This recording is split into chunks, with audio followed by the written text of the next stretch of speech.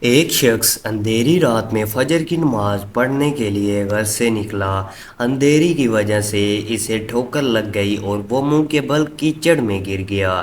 کیچڑ سے اٹھ کر وہ گھر واپس آیا اور لباس تبدیل کر کے دوبارہ مسجد کی طرف چل دیا۔ ابھی چند قدم ہی چلا تھا کہ دوبارہ اسے ٹھوکر لگی اور وہ دوبارہ کیچڑ میں گر گیا۔ کیچڑ سے اٹھ کر وہ پھر دوبارہ اپنے گھر گیا، لباس بدلا اور مسجد جانے کے لیے دوبارہ گھر سے نکلا۔ جیسے ہی وہ اپنے گھر سے باہر نکلا تو اس کے دروازے پر ایک شخص ملا جو اپنے ہاتھ میں روشن چراغ تھامے ہوئے تھا۔ چراغ والا شخص چپ چاپ نمازی کے آگے آگے مسجد کی طرف چل دیا۔ اس مرتبہ چراغ کی روشنی میں نمازی کو مسجد پہنچنے میں کسی دشواری کا سامنا نہیں کرنا پڑا۔ وہ خیریت سے مسجد پہنچ گیا۔ مسجد کے دروازے پر پہنچ کر چراغ والا شخص رک گیا۔ نمازی سے چھوڑ کر مسجد داخل ہو گیا اور نماز ادا کرنے لگا۔ نماز سے فارغ ہو کر وہ مسجد کے باہر آیا تو وہ چراغ والا شخص اس کا انتظار کر رہا تھا تاکہ اس نمازی کو چراغ کی روشنی میں گھر چھوڑ آئے۔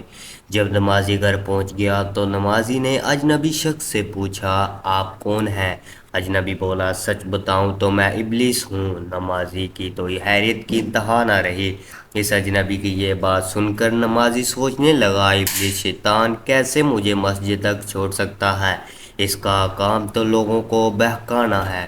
تو اس شخص نے بڑی حیرت کے ساتھ ابلیس سے پوچھا، تجھے تو میری نماز رہ جانے پہ خوشی ہونی چاہیے، مگر تم تو چراغ کی روشنی میں مجھے مسجد تک چھوڑنے آئے۔